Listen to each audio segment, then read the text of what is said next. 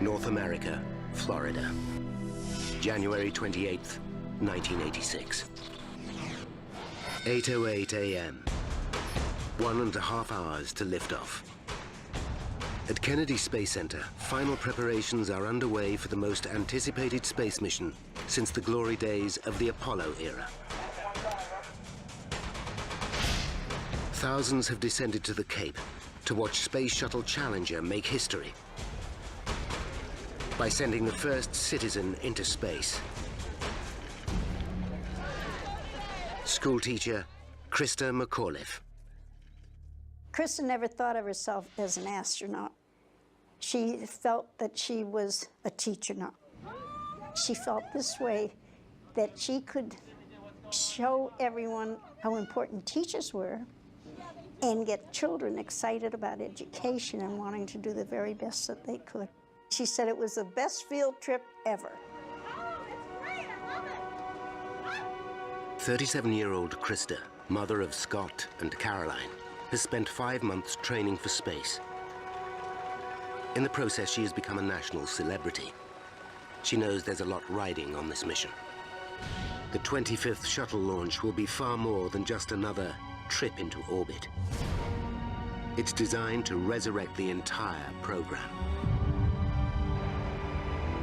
After 2 decades of budget cuts and a loss of public interest, the shuttle has never made good on its promise to provide a routine bus service to space. By sending Krista into orbit, NASA hoped to restore faith in their billion-dollar baby. 8:38 a.m., 1 hour to liftoff. Krista and the 6 other astronauts kit up and prepare to board the spacecraft. Pilot Mike Smith is making his launch debut. Specialists Ron McNair, Ellison Onizuka, and Judy Resnick have flown 3 missions between them. Satellite specialist Greg Jarvis is on his first trip. Thank you very much. And leading the mission is Commander Dick Scobie. As usual, it's a real pleasure to be at the Cape, to come down here and participate in something that the Cape does better than anybody in the world, and that's launching space vehicles. To finally be the commander of a mission into space was a tremendous reward to him. He loved to dance the skies. Dick and June were childhood sweethearts, married for 14 years. This is the second time she is watching her husband set off for space. Good morning, Mike. We're ready today. Early. Of the 4 spacecraft in the fleet, Challenger is by far the most reliable. In the 2.5 years since its space debut, it has flown 40% of all shuttle missions, sending 51 astronauts into space on 9 trouble-free flights. LVC, COTC. Go ahead. Okay, as soon as you're ready, gotta go to close out the crew compartment hatch. Okay, we copy. But this mission has not been going to plan. Bad weather has delayed launch for over a week. This morning, specialists sent up several weather balloons to check today's conditions. All the data looks good, but there's a problem. Unseasonably cold weather has covered the pad in sheets of ice 7.5 centimeters thick, and icicles over 1 meter long. No shuttle has ever launched in such freezing conditions. They're still assessing the ice problem that we had on the structure. Launch control decide to delay liftoff for 2 hours in the hope that most of the ice will melt. From their position in the stands, Krista's parents are worried. Just didn't feel right at all. And my husband said, you know, if I could go and take her off that thing, I would. Good morning, Krista. Hope we go today. Good morning, hope so too. This is Mission Control Houston. It's T-minus 9-minute mark. Flight controllers are ready to support launch. Roger, welcome. With only 9 minutes to lift off, launch control checks to make sure all of the shuttle's propulsion systems are functioning properly. Booster go. Challenger's 3 main engines can burn nearly 4,000 liters of fuel a second, fed from the giant 46-meter-tall external tank. But the 2 solid rocket boosters are the real powerhouses of the system.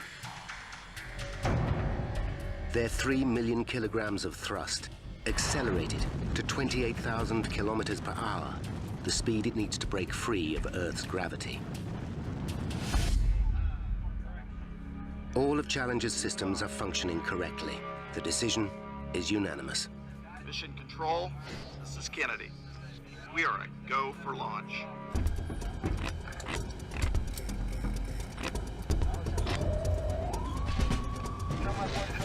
T-minus 2 minutes. With so much fuel in one place, the risks are clear to everyone. But in the history of American spaceflight, no astronaut has ever been killed at liftoff. A comforting fact for some. I suppose every once in a while you'd think about it, but you'd say, oh, NASA can do no wrong. And like Krista said, you know, Mom, she said that shuttle, they can shut that down the very last second if anything's wrong. 10, 9, 8, 7, 6, 5, 4, 3, 2, 1.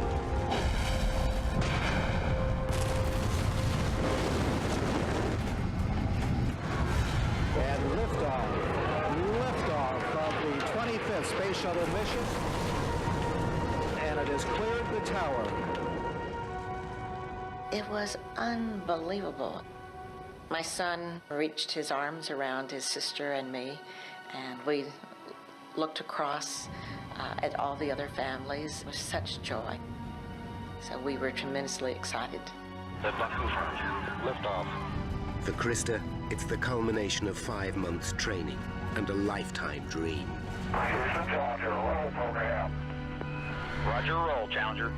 Almost immediately, the shuttle begins a maneuver to roll over, putting the spacecraft on the correct trajectory for orbit. Good roll, flight. Raj, good roll.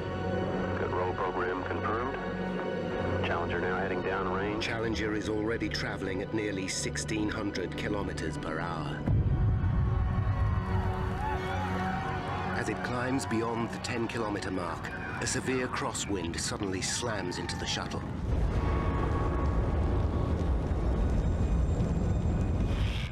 Over 3,000 kilometers away, engineer Roger Beaujolais is watching in horror.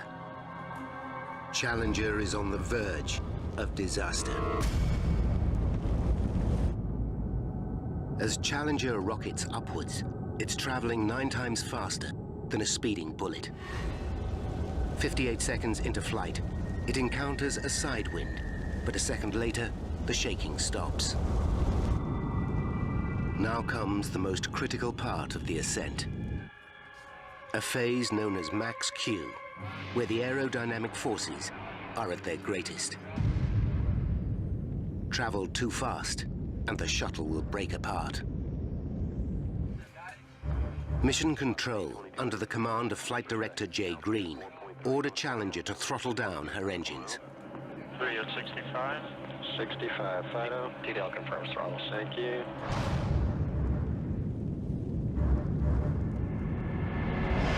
At 66 seconds, Challenger gets the all clear. It has made it safely through max Q and enters the thinner air of the upper atmosphere. Now it must accelerate to over 28,000 kilometers per hour to escape Earth's gravity. It's time to turn up the main engines to full power. Mission Control gives the cue. Challenger, go with throttle up. Challenger, go with throttle up.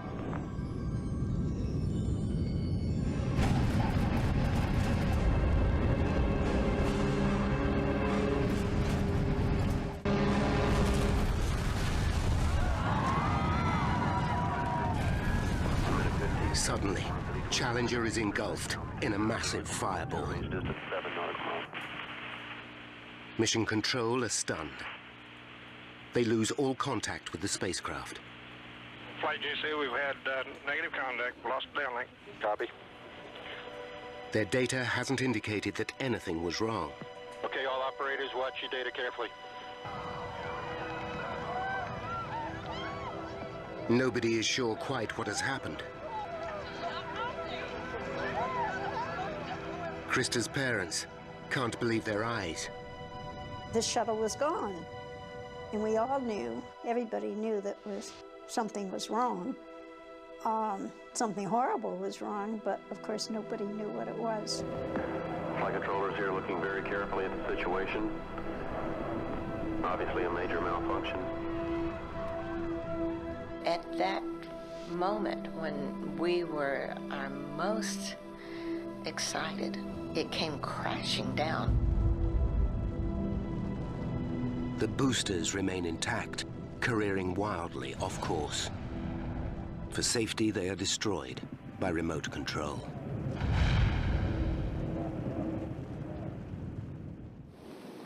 You know, you just hope against all odds that the orbiter was able to separate.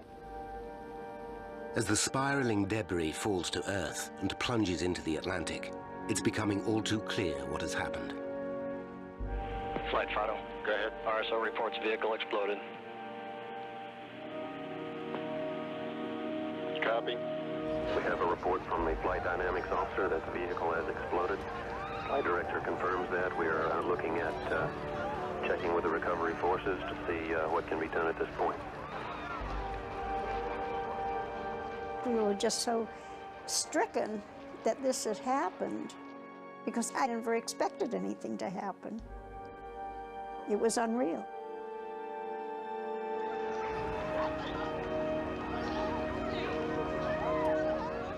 Incredibly, as the wreckage emerges from the fireball, the crew compartment is still in one piece.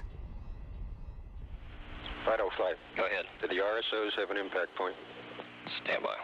At Mission Control, Jay Green gets the exact location where the wreckage hit the ocean. DoD LSO reports that all SOC forces have been scrambled and they are on their way. A massive search and rescue operation is immediately set in motion. They're hoping that the astronauts may still be alive. Then, they spot a parachute lowering from the sky. But the parachute is only attached to the nose of one of the boosters. It's just part of the debris that continues to rain down over the Atlantic. The crew compartment can no longer be seen.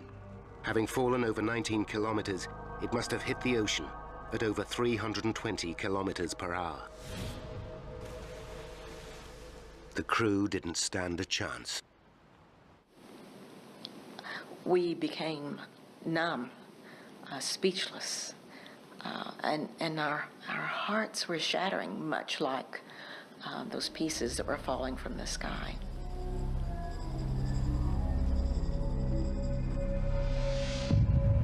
When salvage teams manage to locate the remains of the crew module, what they discover is truly horrifying.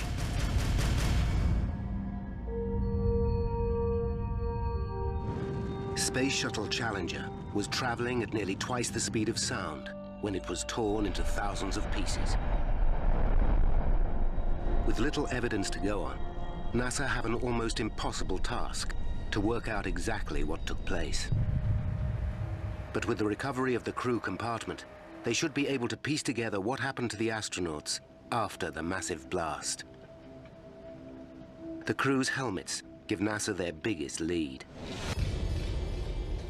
Each astronaut had an air supply attached to their helmet to be used in an emergency.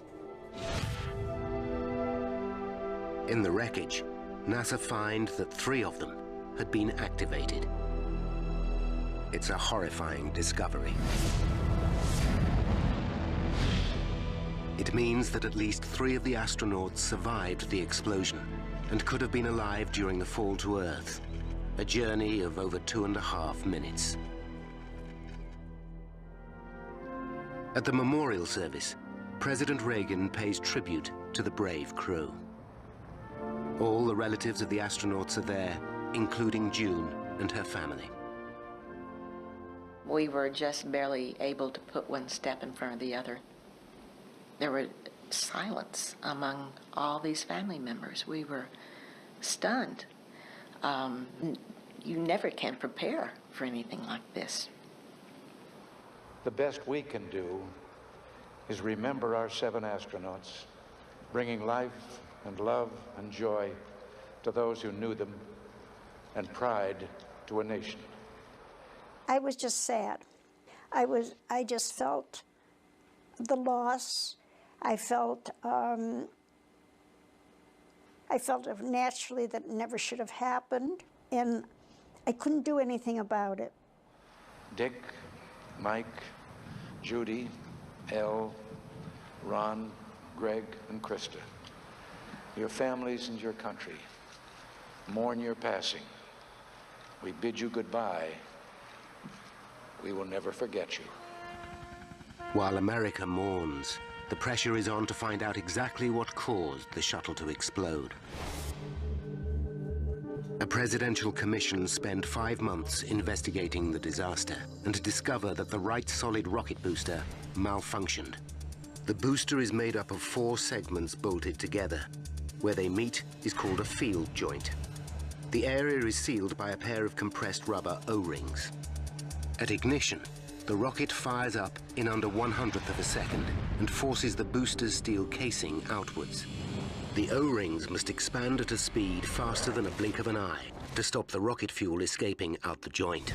The commission found that due to the freezing temperatures, the O-rings in the right booster's lowermost field joint did not enlarge as they should have.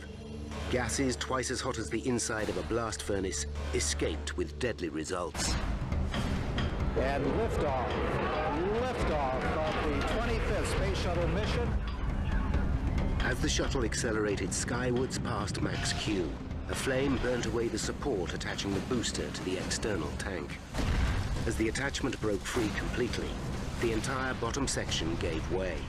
The nose of the booster crashed into the top of the tank with devastating results.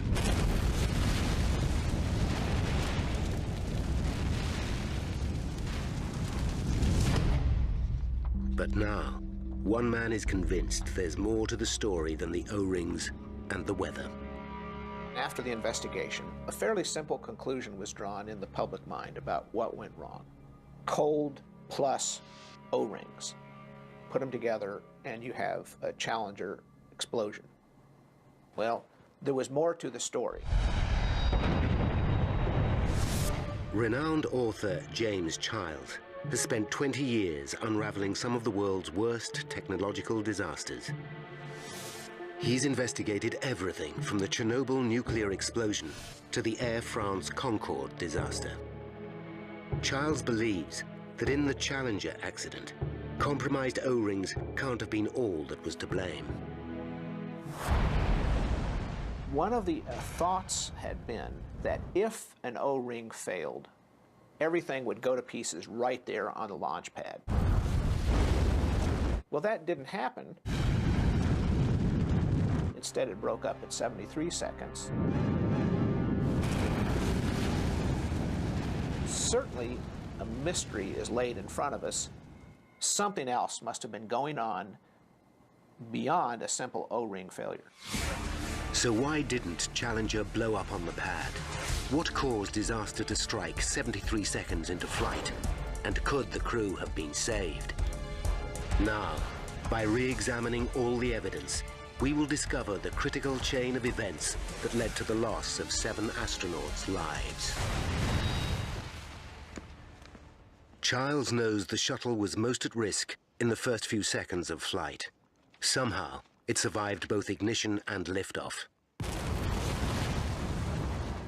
Solving this mystery should shed light on the most tantalizing possibility of all. Could Challenger have remained intact long enough to get the astronauts into space? That question haunts me. Childs knows that every detail of Challenger's launch will be vital in unraveling the puzzle. He begins by re-examining the evidence that led the Commission to their conclusion that the O-rings were to blame. The original investigation began by looking at the footage shot by more than 200 cameras as the mission got underway.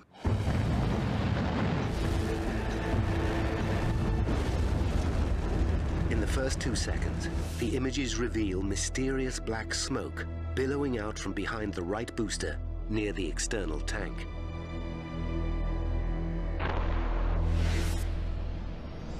Using the camera positions, the Commission tried to work out exactly where the smoke was coming from.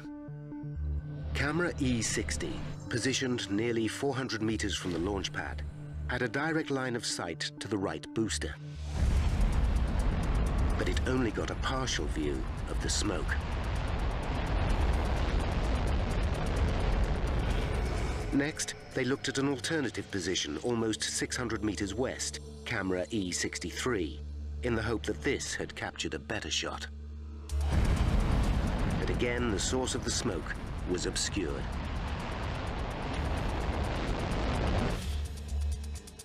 The precise location of the smoke was unclear. So the Commission compared the two shots and calculated its origin to be within a 1.3 meter section of the right rocket booster's surface, 13 meters up. Analysis of the footage also indicated the smoke was billowing upwards. This vital information, together with the black color of the smoke, showed that it was the O-rings that were burning. But Jim Childs is not convinced this is the whole truth. If the O-rings had been breached and were leaking rocket fuel, the super-hot gases should have burned through the booster casing immediately, blowing the entire shuttle to pieces at liftoff. As Childs scrutinizes the official report, he realizes he's not the only one with unanswered questions. My name is Roger Beaujolais. Engineer Roger Beaujolais worked for Thiokol, the company that built the boosters for NASA. I swear to tell the truth, the whole truth. He testified to the Commission in 1986. He too realized that a more complex chain of events must have taken place. On the morning of the launch, they were expecting If we had a leak in a joint, it would blow up right at ignition. And not only blow up the shuttle, kill the astronauts, but it would blow up all the launch pad facilities also. Beaujolais' evidence stunned the Commission. He revealed that he knew that the cold weather would jeopardize the mission. His conviction was based on evidence from a previous launch. A year earlier, in 1985, Discovery lifted off on a cold January morning. The temperature was just 11 degrees Celsius, the coldest launch conditions prior to Challenger's liftoff. When Discovery's rocket boosters were recovered, Beaujolais found a major problem in one of the field joints. There was a large amount of soot and signs of scorching around the O-rings. Beaujolais believed the cold made the O-rings rigid and prevented them sealing. On further examination, he noticed how close Discovery had come to catastrophe. The O-rings were less than a millimeter away from burning through completely. But as Childs reads the report, he realizes Beaujolais' testimony didn't stop there. We scheduled a teleconference between... He made a far more damning revelation. A full 13 hours before liftoff, Beaujolais had actually tried to stop the launch. This here, gentlemen, proves without a doubt that the O-rings will not seal the joint. Had he been listened to, the disaster may never have happened at all. Journalist Jim Childs is re-examining a critical aspect of the Challenger shuttle disaster. Why didn't the vehicle blow up at its most vulnerable point, during liftoff, when all the evidence says it should have? As he reads the report, he finds out rocket engineer Roger Beaujolais predicted such a scenario at a teleconference held the night before launch. Taking part were Morton Thiokol's 4 senior managers, NASA managers at Kennedy Space Center, and in Tennessee, NASA's head of rocket boosters, Lawrence Malloy. I don't think that you fully appreciate seriousness. The question was asked, are you guys concerned about launching in cold weather tomorrow? When I heard that, I almost went nuts. I recommend that we do not launch if the temperature is below 53 degrees Fahrenheit.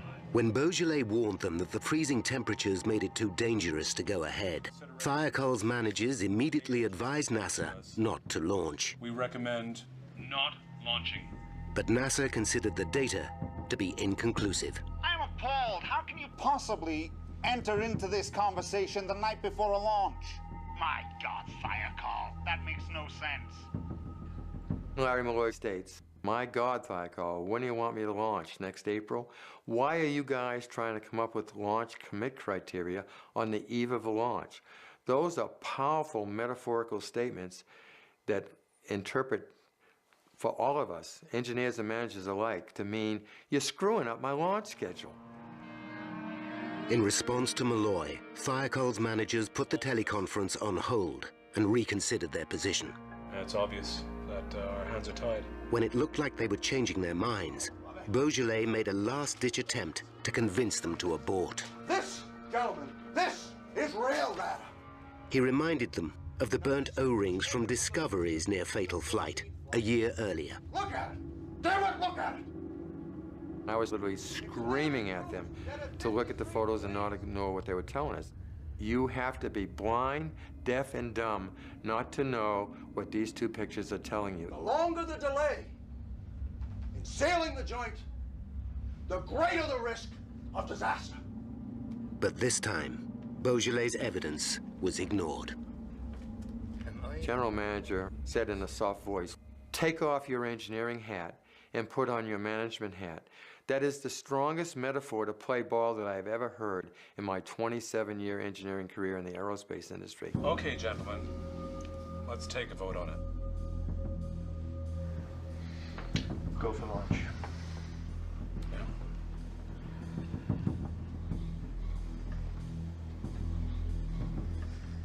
All four managers agreed to launch. This is Thiokol, back online. What's your answer? It's a go to launch. When they told NASA, Lawrence Malloy immediately accepted their decision. I was so angry. I had to stay as composed as I could by kind of separating myself from what was going on in the meeting at that point, or else I would probably jumped up and punched somebody out. The next day, as Beaujolais watched the launch, he fully expected to witness a ground-level blast of gargantuan proportions. As the vehicle ignited and cleared the launch tower, so a big sigh of relief came through me. We had just dodged a bullet because it hadn't exploded on the pad. But of course, Beaujolais' relief was short-lived. I sit in stunned silence, and I can't tell you to this day, 20 years later, how long I sat there. I eventually found my way back to my office. I actually put my feet up on the desk and looked at the corner between two walls, and I fought for hours to hold back the tears because I was an emotional wreck.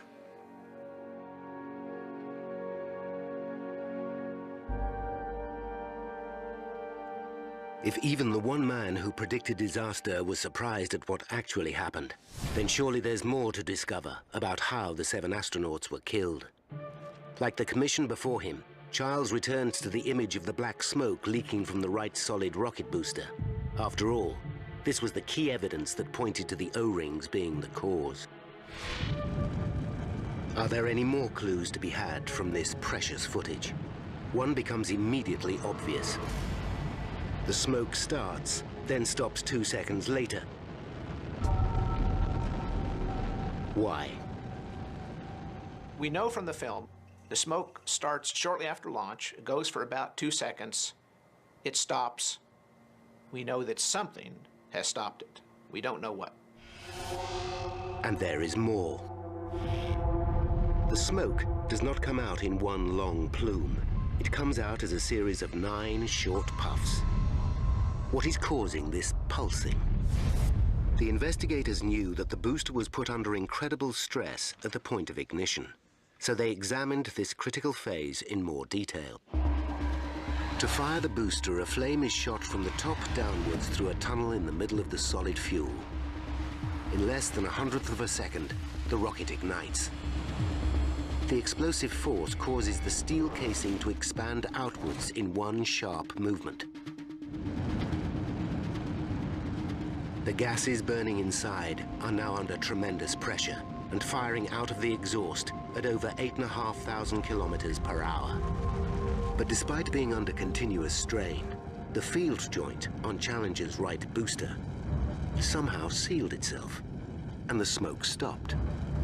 Childs examines how the investigators answered this thorny mystery.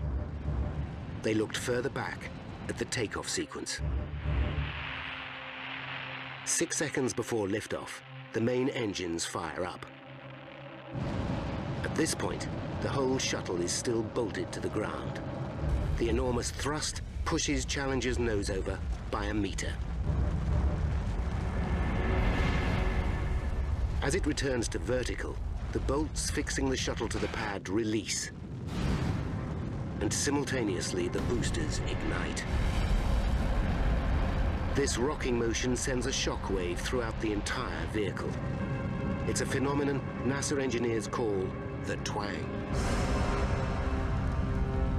As the vibration passes through the structure, is it possible that the resonance is opening and closing the seal inside the field joint?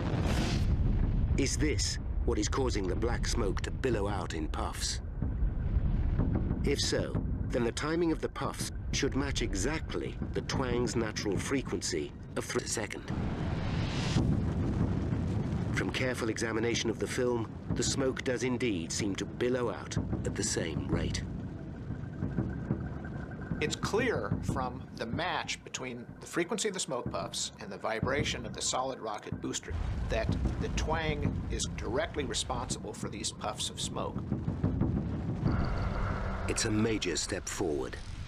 As the solid rocket booster flexed, it must have caused the field joint to open momentarily, producing the telltale puffs of smoke. But the second, more difficult question remains. If the O-rings were being breached, why did the smoke suddenly stop 2.6 seconds into liftoff? Most likely scenario is that something blocked the hole. That really can be the only explanation. With the booster running at such intense temperature and pressure, only one thing could have blocked the hole: the rocket fuel itself.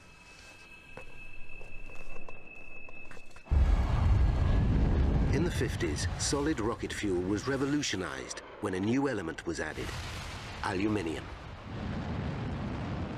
It raises the burning temperature and increases the thrust by about 50%. But aluminium-enhanced rocket fuel leaves a metallic residue known as slag, which is normally blown out of the exhaust along with the hot gases. After reading the detailed reports, Childs agrees the slag might be the key to the mystery. We'll never know the exact dynamics, but it fits the physics. The theory is that as the booster burned, aluminium slag built up around the gap left by the burning O-ring and stopped the hot gases leaking through the field joint. This mechanism would finally explain why the shuttle didn't blow up at liftoff. So given that the booster survived the most dangerous phase of any mission, the traumatic shakeup of launch, why did disaster strike 73 seconds into flight? The commission uncovered two important leads. At 58.8 seconds, a film camera captures a flame appearing on the side of the right booster. Moments later, there's an unexpected reading in Challenger's flight data. More than 2,000 transmitters spread all over the vehicle give mission control an accurate account of the spacecraft's behavior in real time. The information, called telemetry, is recorded on the ground. At 60 seconds, the pressure in the booster suddenly starts to fall from 44 centimeter to 43 kilograms per square centimeter. Something has gone wrong in the right-hand booster. It's 24 pounds per square inch low. A loss of pressure can mean only one thing. The hole has reappeared and rocket fuel is escaping at high speed. So Childs now has to find the reason why the hole opened. Immediately he notices what seems too much like a coincidence. At the very moment the flame appears, 58.8 seconds into the flight, Challenger passes through the danger zone known as Max Q. This is where the air resistance experienced by the shuttle is at its greatest and the structural forces peak. Given that Max Q occurred just as the flame appeared, Childs wonders if the stresses on the ship could have dislodged the slag. Why would it open again? It might well have to do with the stresses on the shuttle at around the 60-second point. That might well be enough to open it up and free those chunks of slag. It's a reasonable theory, but there's no proof. The shuttle was not overspeeding and had correctly throttled down to 65%, so it shouldn't have been unduly stressed. Perhaps something else was going on. Reading through a little-known report by an engineer who studied the accident on Morton Thiokol's behalf, Childs stumbles on an intriguing possibility. He takes another look at the film of Challenger's ascent.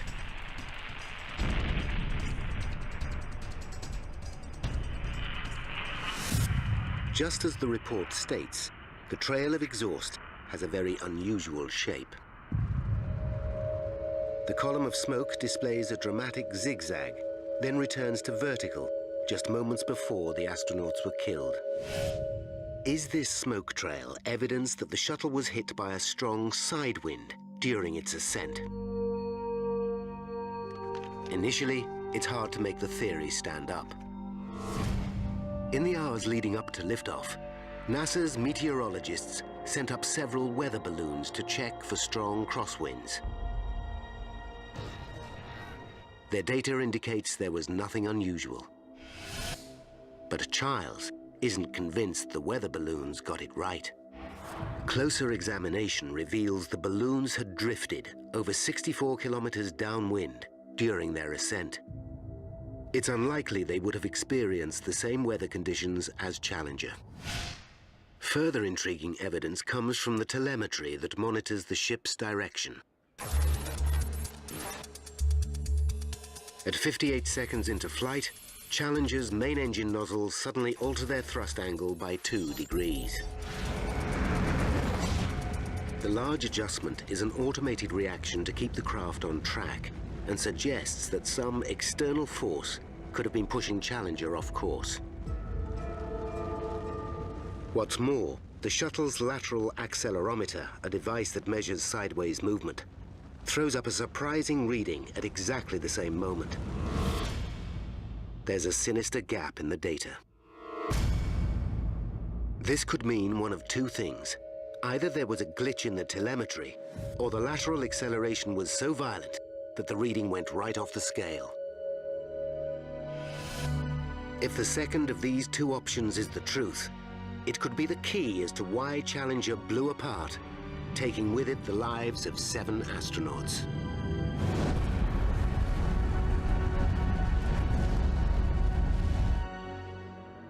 Jim Childs believes he's close to finding out the truth behind what may have caused the Challenger disaster.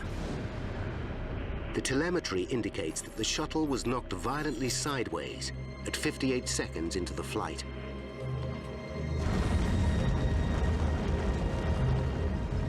He returns to the image of Challenger's smoke trail. And sure enough, at 10 kilometers, the smoke trail has an extreme dogleg to it. The zigzag could be evidence of a fast-moving narrow layer of air, a jet stream, tracking rapidly east. Finally comes the last piece of the puzzle. The report states that just 30 minutes before liftoff, a commercial jet flew above the launch site. As it did so, the Boeing 757 was hit by a headwind of over 300 kilometers per hour. It's a shocking revelation. It looks like Challenger must have passed through the same layer of air as it climbed towards space. As it entered the jet stream, it would have been hit broadside with a force equivalent to Hurricane Katrina. It seems like some evil twist of fate. The slag is blown free, and now hot rocket exhaust, more than 5,000 degrees Fahrenheit, is free to blast through and to start eating away that steel case. Now, by rewinding the events of that ill-fated flight, and by following the evidence uncovered during the extensive investigation, we can finally reveal exactly what caused the Shuttle Challenger disaster 73 seconds after liftoff.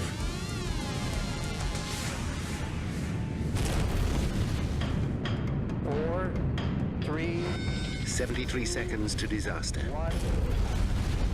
The solid rocket boosters ignite.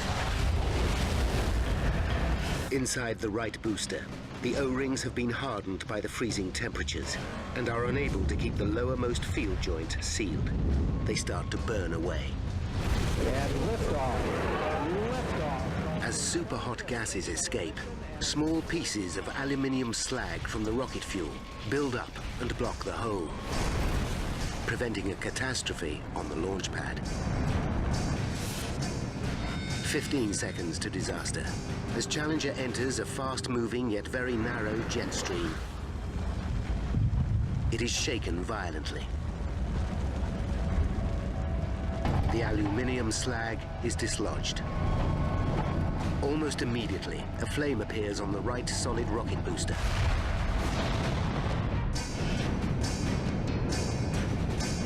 Eight seconds to disaster. With blowtorch intensity, the flame penetrates the external tank, and liquid hydrogen starts to spill out. 1 second to disaster. The attachment between the booster and the tank breaks free, and the entire bottom section of the tank gives way. The Inferno thrusts the hydrogen compartment upwards into the oxygen-filled container, just as the nose of the booster crashes into the top of the external tank. Nearly 2 million liters of fuel combust instantaneously. The shuttle breaks apart.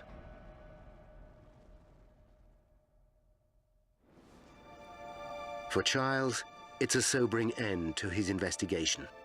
It could have all been so different. He is certain that had the wind not been so strong, the slag could have remained in place. The booster pressure would have remained normal, and 2 minutes into flight, the rocket boosters would have disengaged and separated from the shuttle. Challenger and its crew would have then been safely on their way to space. Confirm good solid rocket booster separation. If the aluminium slag had only hung on for another 62 seconds, the astronauts might be alive today.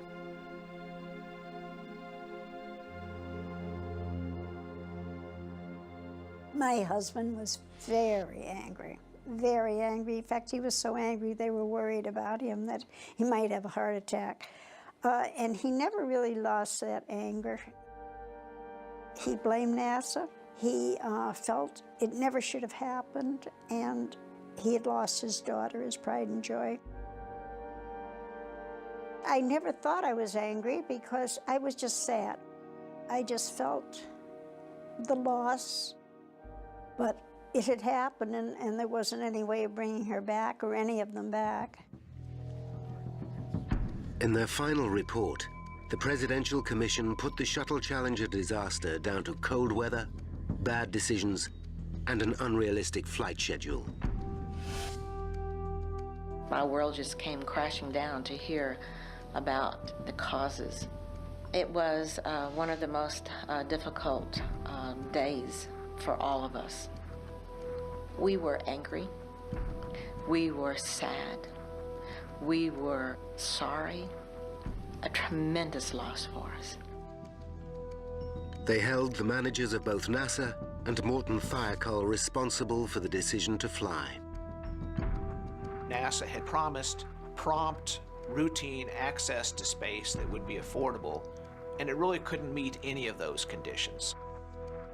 And so the pressure built, the mistakes were made, the signals were missed, and so rather than an O-ring, it was the system that brought Challenger down. In the months following the disaster, Morton Thiokol paid the astronauts' families around $4.6 million, but were awarded a $1.8 billion contract to develop a new range of rocket boosters. NASA's Lawrence Malloy was offered a promotion to Deputy Director of all propulsion systems. Roger Beaujolais resigned from Morton Thiokol and suffered a nervous breakdown. First 2 years after the disaster were living hell.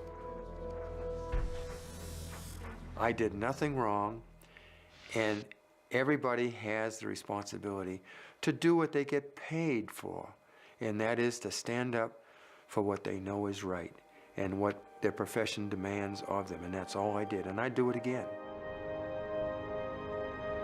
The shuttle program was grounded for 3 years, while the spacecraft was redesigned and a broad range of safety systems put into place.